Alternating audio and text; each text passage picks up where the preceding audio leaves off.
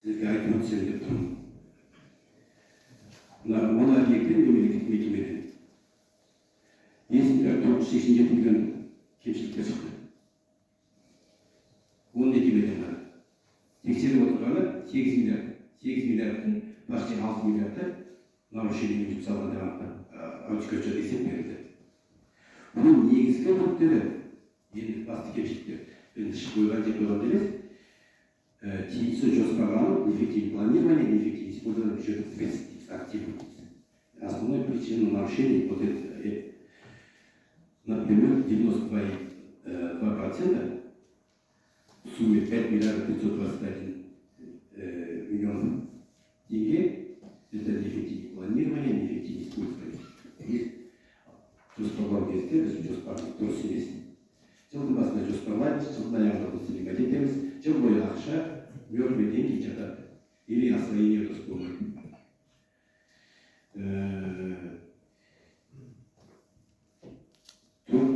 Ауылдық округ бойынша су құбырлары тартылды. Бірақ біздің тексеру кезінде бұл 4 су құбырларда жұмыс істемейді. Жұмыс толық біткен, бірақ абоненттер қосылмаған, ешқандай обслуживание жасалмай, халықтан ақша түспейді. Ол ауылға су керегі жоқ болатын болса, 2 миллиардтың көлемінде ақшаны онда немерек жұмсадық, не үшін жұмсадық? Керек пе сол ауылға сол қоры или керегі жоқ пе? Соны осы жерде депутаттар кезінде қарау керек боласыздар. Мына ауылға мемлекет жақсы, каждый үйдің өзінің құдығы бар, ол ешқандай ешкімге жүрісу керегі жоқ. Оны салып керегі жоқ деген бір адам өзінің ұсыныс айту керек еді. Қазір сол ауылға біз кісілер барды, опрос жасады. Не керек? Мен өтінетінен су тұрғанда үкіметтен су сатып аламын деген әңгімелер шығып жатыр. Президент тапсырмасы бар, толықтай 100% таза ауызсумен қамтамасыз ету керек. Керек шығар, бірақ керек болатын болса, сол ауылдық округтың адамы бар, ЖКХ стройка дейміз, колхозымыз бар, бәрі десіп отырып, неге дұрыс түсініктеме жүргізілмейді? Өйткені өздерінің ішіп отырған ауыз суы қаншалықты адамға зияндылығы бар екенін, и таза ауыз суға колонкадан келіп тұрған судың қаншалықты таза екенін, адам ағзасына қанша керектігін. Соны түгел дәлелдеп айту керек. Сондай жұмыстар жүргізілудің арқасында және водопроводтар бүгін іске қосылмай тұр. Бұның түгелі сізбен біздің қаражатымыз. Осыдан не тұр? Ана кісілердің денсаулығы, ол кісілердің түсінбеуінен де болады. Агитационный жұмыстардың, түсініктеме жұмыстардың дұрыс жүргізілмеуінен болуы да мүмкін. Сондықтан осы жағын көбірек көңіл бөлсеңіздер. Қазір депутаттар келісіп голосовать етіп ақша бөлдірсе, соның түпкі нәтижесіне қаншалықты қол жеткізгендігін қадағалауыңыз керексіздер. Сіздер ақша сұрадыңыздар, біз бердік, соған сол ақшаның түпкі нәтижесі қандай болды? Қорытынды бар ма? Одан халық үшін, одан әлеуметтік жағдай үшін. Ешқандай қорытынды жоқ болғанда кезінде неге ақша сұрадыңыздар сұрауға болады. Енді қарапайым айта кететін нәрсе, сіздердікі 24 жылмен қарағанда 25 жылы дебиторлық кредиторлық қарыздарыңызды көбейіп келе жатыр. Бұл дегеніміз жәнегі алашарыңызды уақытында алмаған, берешегіңіз уақытында төлемегеніңіз. Берешекті уақытында төлемегеніңіз келесі жылға дополнительный нагрузка болады. Былтырғы жылдан қалған қарызыңыз биыл төлеуіңіз керек. Биыл жылдың ақшасын төлеуіңіз керек. Значит, 26 жылда дополнительный қалтаңызда ақша төлеуіңіз керек. Өзі биыл жылға бір айлай жұмыс жасаймыз деп, соған ақша текті қойған, былтырғы жылдың ақшасын төлеуіңіз керек. Оның неге берешек болып қалдық? Бұны біреу анализ жасап, қаншалықты берешек болды, қандай объективный субъективный причинасын анықтау керек. Бұны депутаттар және берешек болған мекемелерді біртіндеп тұрып қойып сұрау керек. Былтыр біз жыл бойы сұраған ақшаны бердік қой. Неге біз нұрсатымыз неге жұмыс істетеді, неге берешек болып қаласың? Или біз ақша берсе, бұны неге освоить етпеді, неге төлемеді сол жылы? Деген мәселе көтеру керек қой. Бұл енді алыс әрбір семьяның өз бюджеті болғанда үстеміз бүгінгі берешегіміз ертең оны қайтарып келесі айдың зарплатаны қайтарып келсе қарас нагрузка болады ғой. Сондықтан сол үкіметтің ақшасы солай.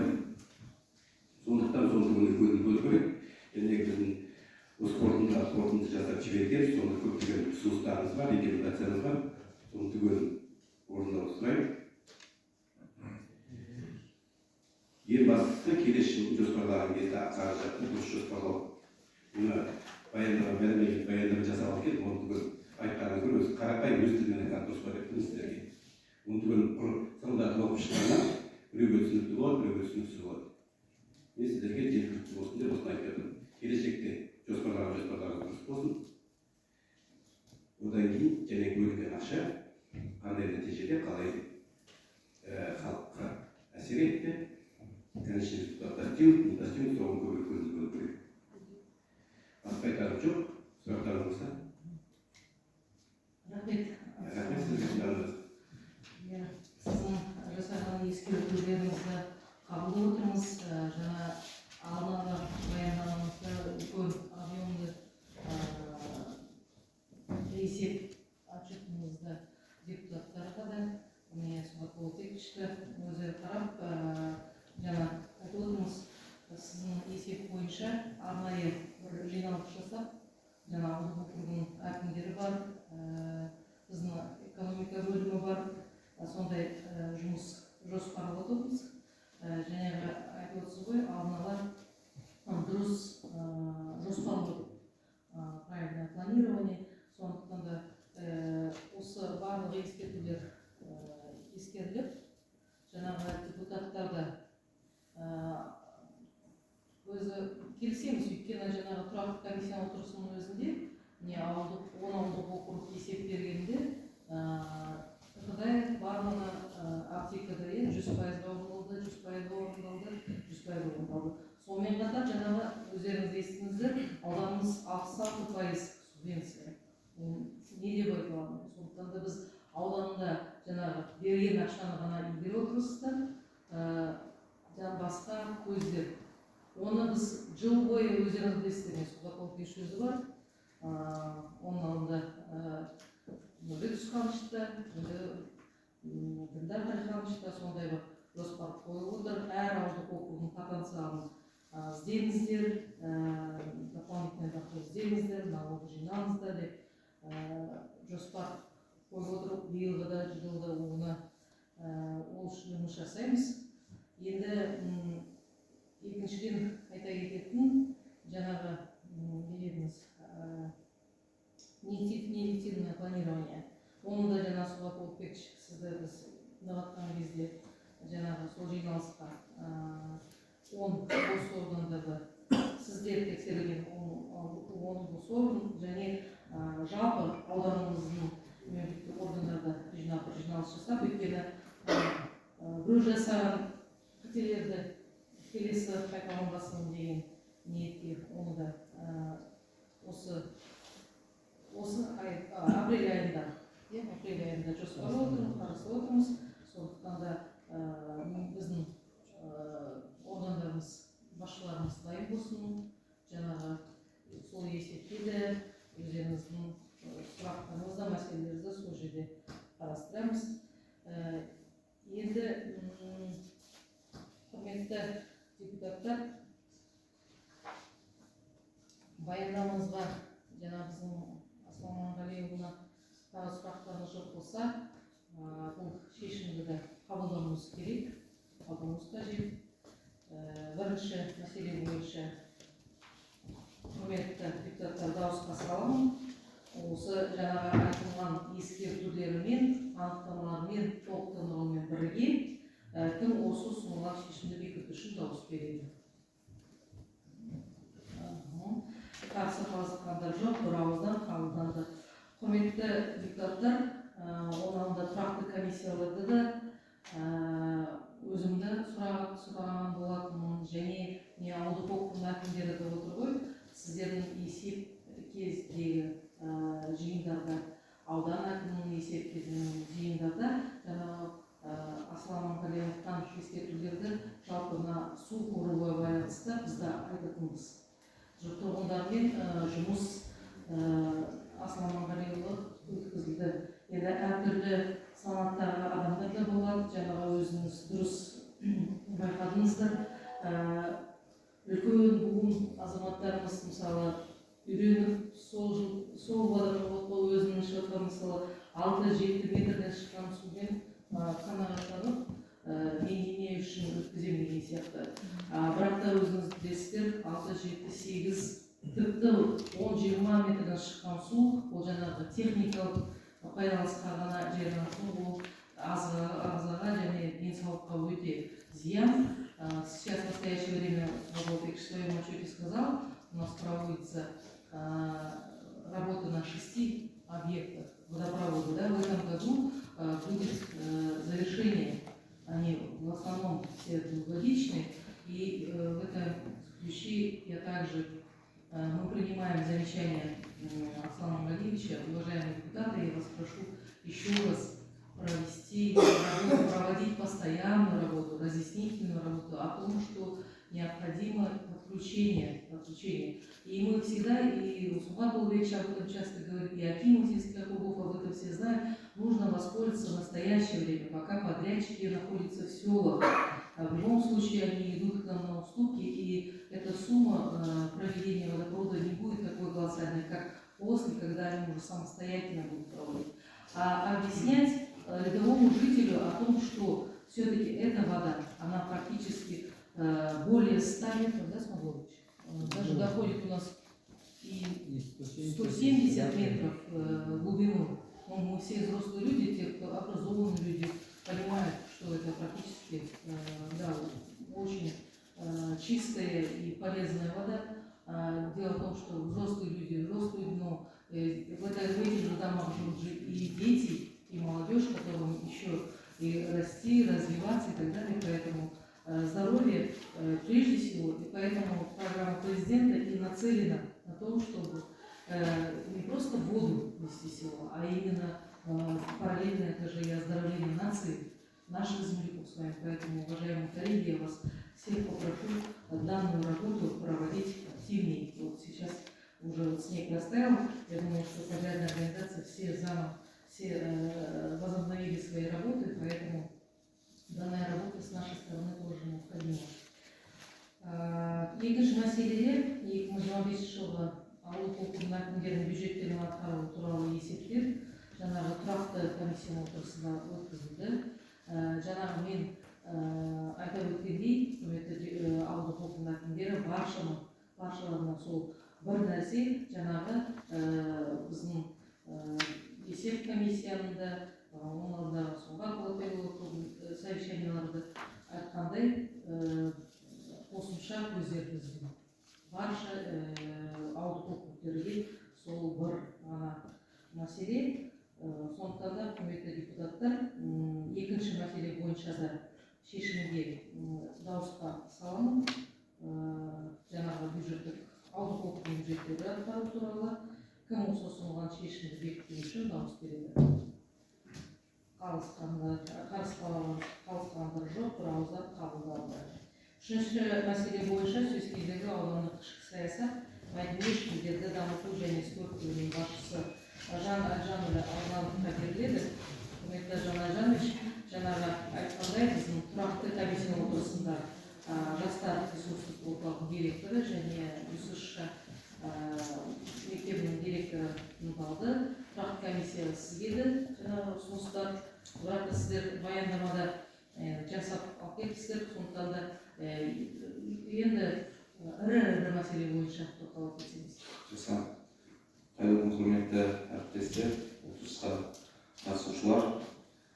Бесқарағай ауданында мемлекеттік жастар саясатын іске асыру туралы ақпаратты баяндап өтсеңіздер. Жалпы Бесқарағай ауданы бойынша бүгінгі күнде жастар саны 3993 адамды құрайды. Ол жалпы халық санының 23,73%-ын құрайды.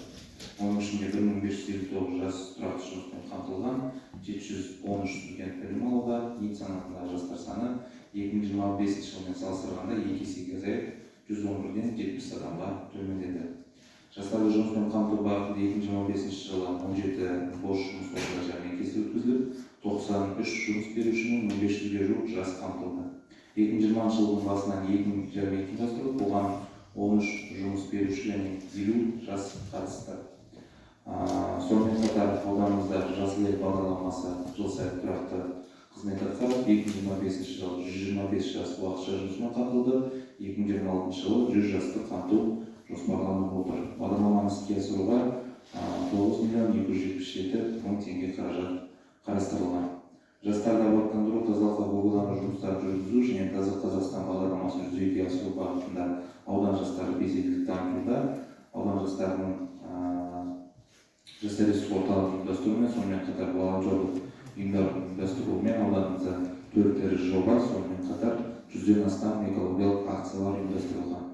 Жастар кәсіпкерлігі бағытында 14 адам жастар практикасы бойынша 22 қамтылды. Дипломмен ауылға жобасы аясында 2025 жылы 18 жас қолдау алды. 2021-25 жылдарға кәсіпкерлік дамыту жөніндегі ұлттық жоба аясында 7 кәсіпкердің жобасы мақұлданды. 2025 жылы барлығы 257 шара өтті, 8100 адам қамтылды. 2026 жылы жоспарға сәйкес 129 шара жоспарланып, қаңтар-ақпан айларында 35 шара ұйымдастырылып, 945 адам қатысты. Негізгі бағыттар жұмыспен қамтуға жәрдемдесу, волонтерлік дамыту, патриоттық тәрбие, салауаттылық салтын насихаттау және мәдени спорттық белсенділікті арттыру. Сонымен қатар 2025 жылғы шаралардың барлығы Абай Құнанбайұлының 180 жылдығы аясында, сонымен қатар барлық мерекелік мерекелер аясында ұйымдастырылды. Сонымен қатар алаңда бұқаралық спортты дамыту бағытында жүйелі жұмыстар жүргізілуде. Қазіргі таңда 40 спорт нысаны жұмыс істейді. 1 спорт кешені, 1 стадион, 20 спорт алаңы және 18 шағын футбол алаңы. Бұдан бөлек 30 спорт залы бар, оның басым бөлігі білім беру мекемелерінде орналасқан. Бесқарағай ауылында жүзу бассейнінің құрылысы жүргізілуде. Жобаның жалпы құны 866 миллион теңгені құрайды. Пайдалануға берілген мерзімі 2026 жылғы маусым айында, яғни облыс басшысы Берік Уәлиұлы айтып айтқандай, 1 маусым балаларды қорғау күніне осы бассейнді ашу жоспарланған. Сонымен қатар Ерназар ауылында спорт бөлімінің құрылысы басталды. Қазіргі уақытта құрылыс жұмыстарын жалғастыру бойынша тиісті құжаттар рәсімделуде. Есептік кезеңде алған спортшылар жоғары нәтижелер көрсетті. Нақтылап айтпай қойып, барлық әлеуметтік желілерде жарияланған. Жалпы алғанда адамдар жастар саясаты мен спорт саласын дамыту бағытында жүйелі нәтижелі жұмыстар жүргізуде. Алдағы уақытта жастардың сапалы білім алуына, тұрақты жұмыспен қамтылуына және салауатты өмір салтын ұстануына жағдай жасау қарастырылған. Назарларыңызға рахмет. Рахмет, құрметті Жанайжанұлы. Енді құрметті депутаттар, әлеуметтік желілерден бәрімізді күнделікті көреміз. 2025 жылы негізі жастар, біздің ауданымыздың жастары бойынша өте сондай нәтижелі жыл болды. Өйткені қаншама облыстық, республикалық сайыс болсын, жаңағы форумдар болсын, үлкен номинациялардың біздің Бесқарағай ауданы жастары алды. Және енді спорт жетістіктері мінекей көрініп тұр, білеміз. Енді жаңағы тұрақты комиссияда отырысын айтқандай, депутаттардың бірақ қана сол сұранысы бар. Осындай жақсы, мағыналы, әдемі, тиімді шаралар ауыл округының базасында өтсе екен, ауылдарда өтсе екен. Енді Жаныш айтып отыр, өздерінің календарлық пландарымызда әр ауылдық округ, мысалы, бір айда бір ауылдық округ, екінші айда екінші ауылдық округте осындай шаралар өткізуге жоспарланды. Екінші сұрақ тұрақты комиссияда қойған кезде жаңағы оның Ділдат Әлиханұлы тапсырмасы бойынша жаңа салынған біздің салынып жатқан биыл бітіп пайдалануға беріледі біздің бассейнді мамандар дайындау бойынша төлек болады. Мамандар дайын деп, сондықтан тек қана сол құрылысы қалды. Оны құрылысы осы сессияда пайдаланып айта кетейін. Құрметті Сұңғат Болатбекұлы, негізі өзіңіз біліп отырсыз, жаңағы берілу срогі өтті. Бізде депутаттар ол үшін жағынан енді сөз болмаса да енді сөз естіп жатырмыз. Оның бірі біздің депутат Қалдаман, өйткені Алматы партиясының жол картасы бойынша Биржан Ярашевич сол бассейн бойынша жобаға жауапты депутат. Енді алдымыздағы май айында облыстық аманатта өтетін шарада Биржан Ярашевич жағынан қарасам қызық депутат. Ол неге салынған жоқ, неге вовремя берілген жоқ деген сұраққа жауап береді облыс деңгейінде. Содан соң сізді біліп, енді жаңағы әрине қолыңызда депутаттың қолында не бар, ол депутаттық сұрау. Сондықтан да управление жаңағы біздің құрылыс облыстық басқармасына депутат Қалдамановтың депутаттық сұрауы жіберілді, соны толықтырамыз. Неліктен, қандай жағдаймен? Рахмет, қысқаша қосып кетсек, өзіңіз айтып кеттіңіз ғой, әріптестер білу керек, есту керек. Дұрыс айтасыз, 2025 жылы жастар республикалық болсын, жалпы Бесқарағай ауданы жастары болсын, жемісті жетістікке толы жыл болды. Оның бірі Абай облысы әкімі Берік Уәлиұлы атындағы жастар премиясында Бесқарағай ауданы жастар республикалық орталығы, ең үздік жастар республикалық орталығы аталымын жеңіп алды. Сонымен қатар республикадағы өткен мейірімді жүрек салауатты қоғам атты үздік волонтерлар республикалық форумында Абай облысы атынан қатысқан Бесқарағай ауданы үздік волонтерлік топ номинациясының иегері атанды. Осылай жетістер көп болсын. Мен өткен жолы жаңағы сіздер айттым, бізде сонымен өткен жиналыста да айттым. Сіздерде тек қана жаңағы жастармен жұмыс, тек қана өздеріңіздің Бесқарағайларына жағын етеді. Русский клуб. Басқа ауылдардың де қамтамасыздар. Жақсы, осы сұрағына жауап берейін. Как раз осы жаңа мен айтқан болдым, естіме алған шығарсыз, поэтому осы жерде бізде ауылдық округ әкімдері отыр. Ол жаңағы жастармен жұмысты тек жастар республикалық орталық ұйымдастырады деген ұғымды мүлдем алып тастау керек. Себебі әр ауылдағы жастарға жауап беретін ауылдық округте әкімдер бар. Сонымен қатар ауылдық округ әкімдіктеріндегі жастар ісі жөніндегі мамандар. Иә, ол кісілерге біз жылда жаңағы жоспар бекітіледі. Ол жоспарда тек қана аудан орталығында қамтылатын іс-шаралар емес, әр ауылдық округте өткізілетін іс-шаралар қосылады. Ол бекітілген жоспар әр ауылдық округ әкімдігіне және жастар жөніндегі мамандарына жеткізіледі. Ары қарай ол жоспардың орындалуы, ол жоспардың ауылдық деңгейде жүргізілуіне тікелей жауап беретін ауылдық округ әкімдері. Бірақ жаңа Мейрам Рысбекқызы отырыста айтқан болатын, біз 2025 жылғы жаңағы жоспарды қайтадан қарап, ол жерге именно жастар республикалық орталығының қызметкерлерін ауылдық округтерге шығып, іс-шаралар ұйымдастыру бойынша өзгерістер енгізіп қостық. Алдағы уақытта барып әр ауылда осындай іс-шараларды жүзеге асыратын боламыз. Сен техника туралы сұрақ қойған. Өткен жолы жаңағы спорт бізде мына техника туралы. Міне сіздер жазып қойыпсыздар, әдемі қылып, осынша орын призовые места деп қойыпсыздар. Сіздер немен апарасыздар сол жерге? Болды, жоқ деймін. Бізде балалар жасөспірім спорт мектебінің директоры Дәулет Мырзаушевич қатысып отыр. Ол бізде бұл үлкен проблема. Бізде білім мекемелерінде ғана автобус мәселесі бар. Біз осы мәселені көтерген болатынбыз. Жалпы спорт бөлімінде ешқандай техника жоқ, қарастырылмаған, бәзелеріміз жоқ, автобусымыз жоқ. Сол себептен біз жаңағы спорт басқармасына бюджеттік өтінімді Смағұл Болатбек өзімен келісіп тапсырған болатынбыз. Ал енді жаңағы балалар жасөспірімдер спорт мектебіндегі техникаға байланысты ол жерде өзінің жаңағы техникалық сауаттылығына байланысты балаларды апаруға рұқсат берілмеді 2025 жылы. Енді ол тоже спорт басқармасына қарайтын мекеме болғандықтан спорт басқармасына аудан әкімдігі атынан хат жолданды. Енді алдағы уақытта осы мәселе шешіледі деген сенімдемін. Мен қоса кетейін, жаңағы шадағы техника бойынша ол енді стандарттарға сай келмейді деп МВД-ның немесі бар. Алдыңғы 24-тен бастап негізінде бізге жүргізбейді бұл немені. Оның үшін управлениеда Смағұл Болатбек кешіріңіз, тағы да бір осы жерде сұрақ емес, ұсыныс. Міне неше жыл болды, иә? Жаңағы мектептерге, образованияға, жаңағы организацияларға жаңағы көліктер беріп жатыр. Оның күшті қылып әдемі қылып, оны инстаграмға жариялап, вот мне дали, да, технику дали. Бірақ, в конце концов, ол техника жаңағы межгородтарға жарамайтын болып шығады. Хотя это, то есть это тоже бюджетные деньги, трата бюджетных денег. Соны, неужели до покупки, до приобретения, соның бәрін, оснащениесын, соның бәрін біліп алып, сол келе ма, мына межгородқа келмей ма, бала тасуға рұқсаты бар ма, ертең ровд бере ма сол рұқсатты. Соны алдын ала қадағалап себебі болмай ма? Ол облыстық бюджеттегі организация, ол келісімді бізбен жасамайды ол кісілер. Сол кезде оларда бір кемшілік жасаған, оны біз нақты енді аудан жауап бере алмайды оған. Ол облыстық бюджетті балалар жасөспірім мектебі бізге бағынысты емес.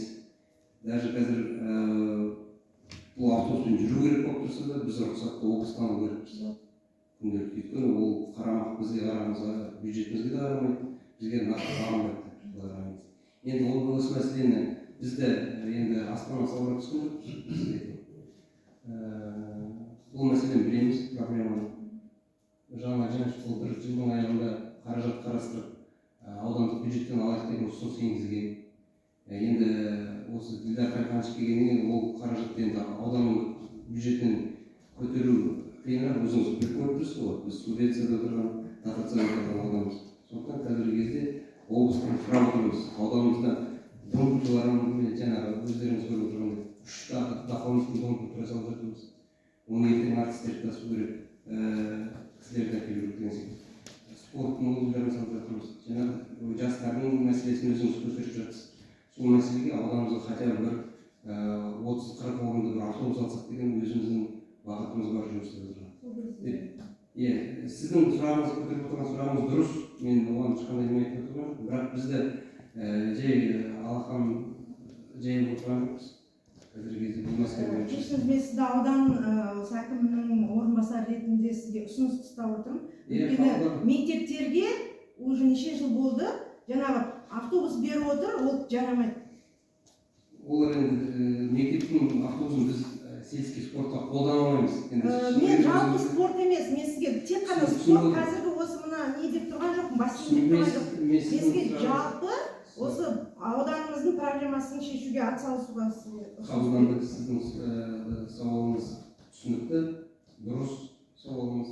Біздің жанымыздан да құрметті депутаттар осындай бір көмегіміз болсын, тағы да жұмысымыз болсын, управление образованияға, жаңағы управление спорта болсын, депутаттық сауалына жасап, дайындап, жіберіп, осындай аудандарда проблема бар деп. Бірақ та олар әлемде өздері біледі, өйткені ол проблема біздің ауданда ғана емес, жалпы облыс бойынша бар плюсышада проблемалар, және біздің білім мектеп.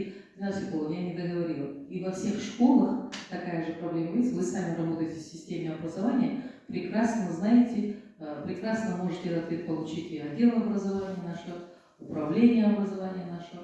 Но все эти транспорты приобретены не за бюджетные средства района, поэтому ответственности сейчас сказать, чтобы вы заранее не запланировали, не посмотрели, какие по ним должны быть стандарты, этот вопрос все-таки, думаю, не к районному бюджету. Хотя, конечно же, страдают наши дети, страдают наши люди. Но я думаю, что нужно будет во внимание взять и поработать, насколько возможно наша компетенция, поработаем с областными управлениями по этому вопросу.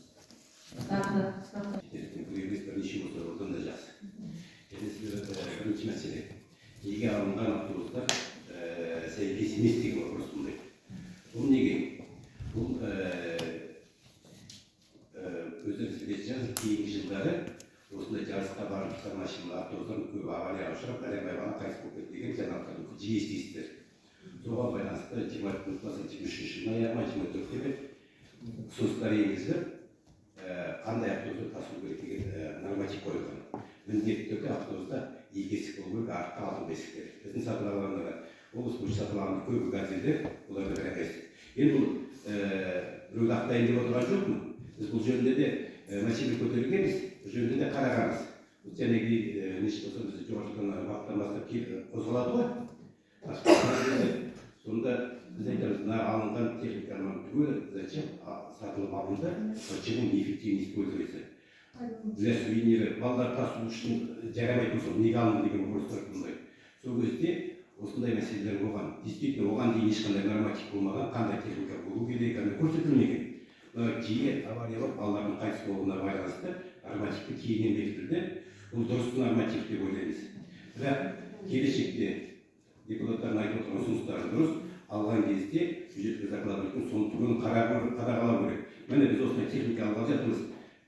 Керек болса, ГАИ-ге де милицияға барып қолдарын қойсын, да, мынандай алсаңдар рұқсат беріледі деген келісімдерін алып алу керек. Чтобы ертең олар айтқан сөздерін тайып шықпайтын, согласованиясын алу керек дейді ғой. Сондай нәрсе болса, да, действительно, бұл жердегі бюджеттің ақшасына жаңа шығанды, ал сатып алып техникамызды қойып қоймай, опять проверяющий келеді, неэффективный жасап, сол кезде опять айтады, депутаттар сіздер қайда қарадыңыздар, бекіттіңіздер ғой деген әңгімелер туындайды ғой. Сондықтан бұның түгілі общий бәрімізге керек нәрсе. Және қысқаша айтып кетейін деген сол кейінгі қойылған норматив. Рахмет Асман Омарұлы, қосымша ақпарат беріп отырғаныңызға.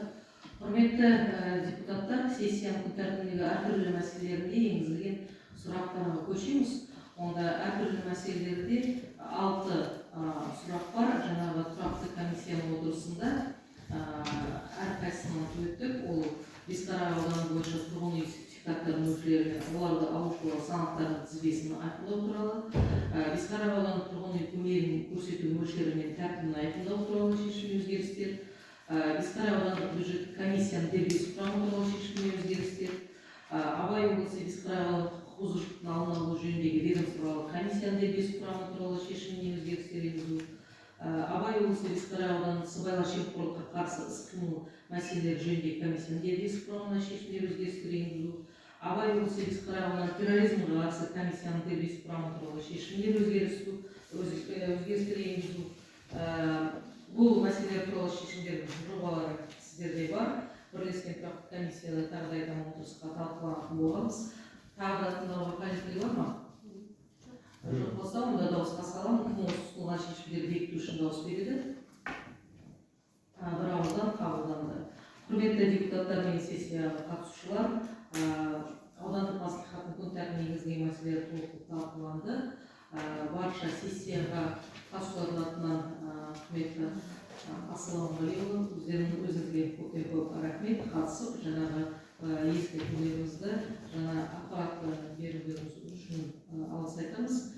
Және аудандық мәслихаттың кезектің 38-ші сессиясы жабық деп жарияланды. Құрметті ауылдық округ әкімдері Сұңғат Болатбекұлы, осы залда қалуыңызды сұраймын.